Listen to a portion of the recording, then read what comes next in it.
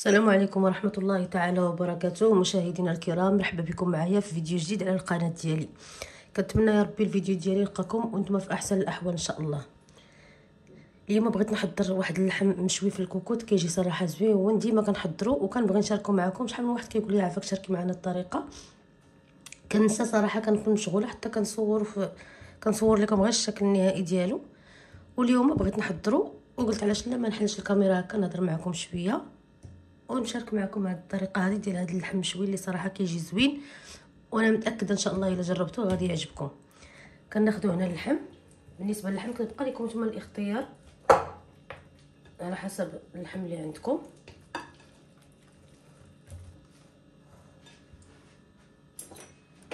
كنضيف ليه هكا شويه ديال الكمون،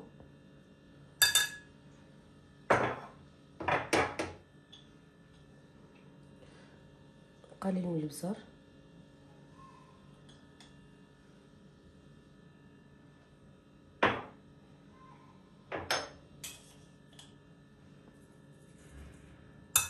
الملحه،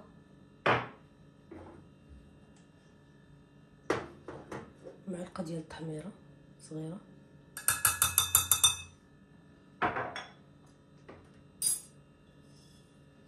وهذا اللحم هذا ما غاديش نديرو فيه القزبر والمعدنوس، وانما غادي نديرو الزعتر، شويه ديال الزعتر بحال هكا،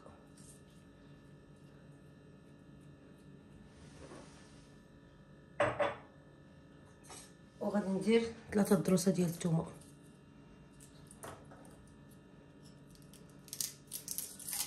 الطريقه سهله والنتيجه ان شاء الله غادي تعجبكم. كما قلت لكم راه كيجي لذيذ. انا صراحه ما كيعجبنيش اللحم ديال بحال دابا اللحم بالتغميره ولا اللحم بحال الشكل ديال المروزيه، ما كيعجبنيش، ولكن هذا اللحم هذا كيجي بواحد الطريقه زوينه ومختلفه وبنينه، وان شاء الله غادي يعجبكم كما قلت لكم.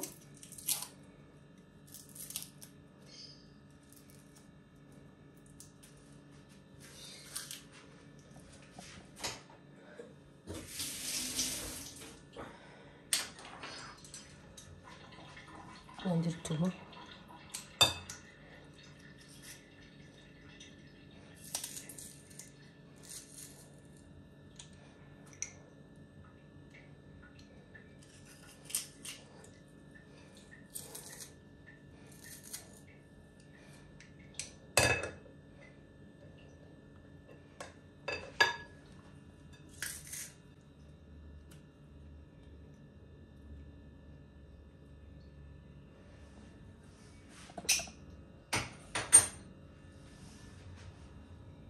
وغادي ندير دابا 3 المعالق تقريبا ديال زيت العود. انا ندير عيني ميزاني، وانتم ديروا 3 ديال المعالق.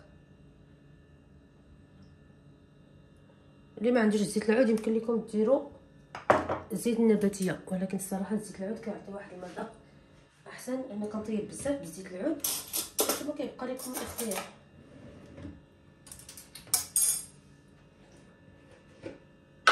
وفي الاخير غادي نضيف معلقه ديال العسل طبيعي. صراحه العسل هو اللي كيعطيها واحد المذاق اللي هو زوين.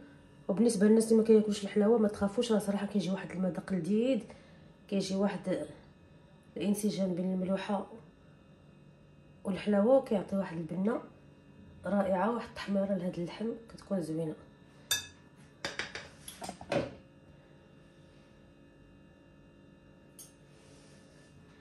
هانتوما كما قلت لكم هذا اللحم ديالنا فيه معلقه ديال التحميره، شويه ديال الكمون، شويه ديال البزار والملحه، 3 الفصوص ديال الثومه، وشويه ديال الزعتر، 3 المعالق ديال الزيت البلديه، ومعلقه ديال العسل.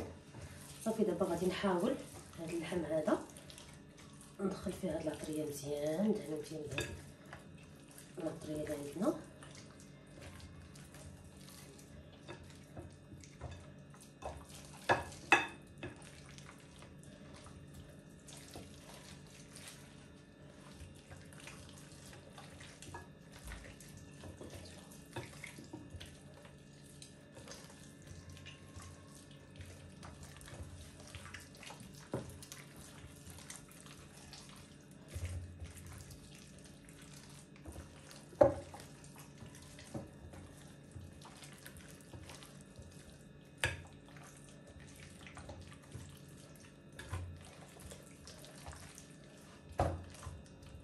بالنسبه لهذا اللحم هذا، ها هو بعد ما شرملته كيجي على هذا الشكل هذا. كاينين اللي كيبغي يشرملو ويخليه في الثلاجه مثلا حتى يجمد، عاد كيطيبو. وبالنسبه لي انا كيجيني بحال بحال. انا صراحه ما كنديرش هذه الطريقه هذه، حيت اصلا كنجبد اللحم مكونجلي كنخليه حتى ديكونجلا، عاد كندير ليه التشرموله ديالو وكنطيبو ديك الساعه نيت، والمذاق راه كيجي بحال بحال. بالنسبه لهذه الطريقه هذه ما تحتاجوش ديروها في المجمد كما قلت لكم، وانتم كيبقى لكم الاختيار.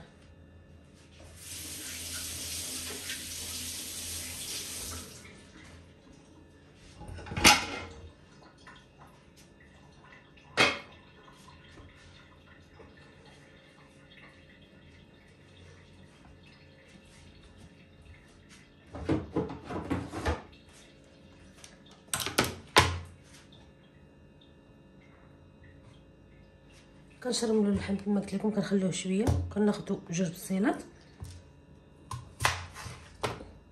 نقطعوهم بهذا الشكل هذا.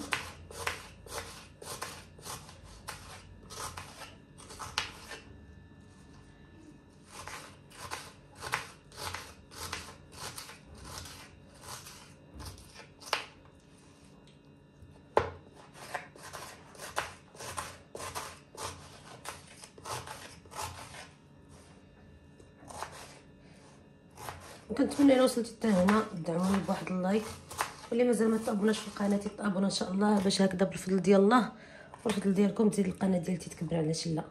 كنتمنى تبارطاجيو القناه ديالتي هكذا في الواتساب ولا في الانستغرام مع احبابكم وصحابكم باش تزيد القناه ديالتي تكبر ان شاء الله يا ربي. ونزيد نعطيكم وصفات سهله وناجحه ان شاء الله.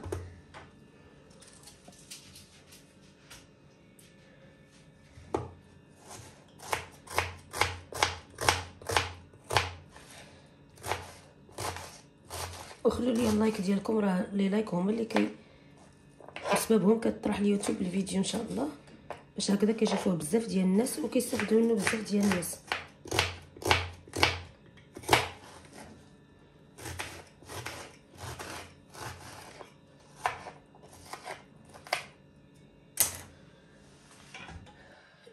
هادو الكوكوط كنديروا فيها هاد البسيله هادي،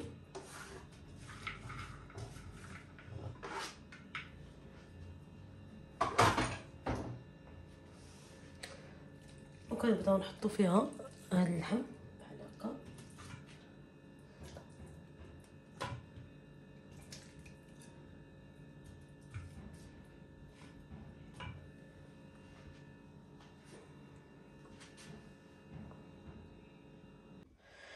وها هو كما قلت لكم درت البصله في الكوكوط وضفت عليها داك اللحم.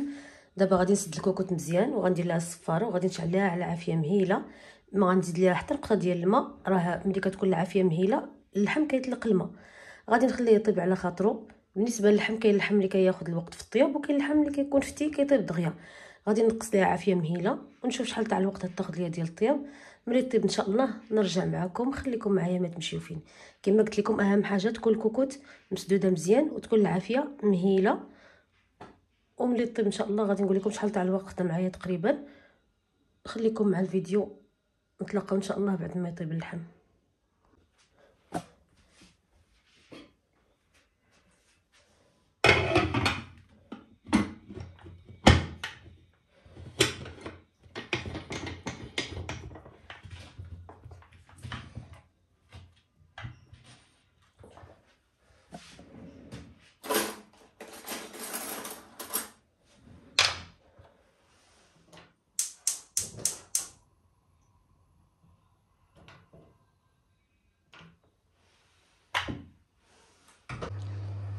دابا بعد ما طاب لينا اللحم خليته تقريبا ساعه على عافيه مهيله.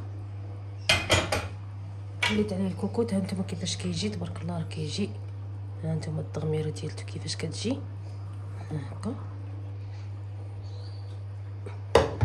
دابا غادي ناخذ اللحم غنديرو في اللاطه وغادي ندخلو في الفران يتحمر، وملي نقدمو ان شاء الله نشارك معكم الطريقه ديال التقديم. بغيتو تقدموه بحال هكذا راه كيجي زوين، بغيتو تحمروه في الفران راه كيزيد يتحمر. غادي ناخذ اللحم نحطو في اللاطه وندير عليه المريقه ديالو وندخلو يتحمر. وملي يتحمر ان شاء الله نشارك معكم الطريقه ديال التقديم ديالو كيفاش غتجي. خليكم مع الفيديو. ها نتوما كيفاش كتجي، راه ما درت ليه نقطه ديال المرقه. اللحم اللي كيطلق هاد المريقه هادي بحال هكا اللي عزيز عليه التغماس كنلقى فاش يغمس. هانتوما ودابا هو طريقه التقديم ديالي ديال اللحم. قدمته على هذا الشكل هذا، دخلته الفران تتحمر وقدمته، زوقته بهذا شويه ديال الاناناس معسل مع شويه ديال الكيوي والبرقوق معسل وبيض السمان. وكما شفتوا كيجي ناشف. بالنسبه للناس اللي كيعجبهم اللحم يكون ناشف بحال مشوي، فكنصحكم تجربوا هذا اللحم هذا اللي صراحه كيجي رائع. ما كتكونش فيه ديك المرقه، كيكون ناشف ومعلق ومشوي، كتجي صراحه واحد المذاق مختلف. كنتمنى تجربوه وان شاء الله غادي يعجبكم. وكان هذا الفيديو ديال اليوم، كنتمنى تدعموني باللايك، واللي مازال ما تابوناش في القناه يتابونا ان شاء الله. الى فيديو جاي ان شاء الله، الى اللقاء.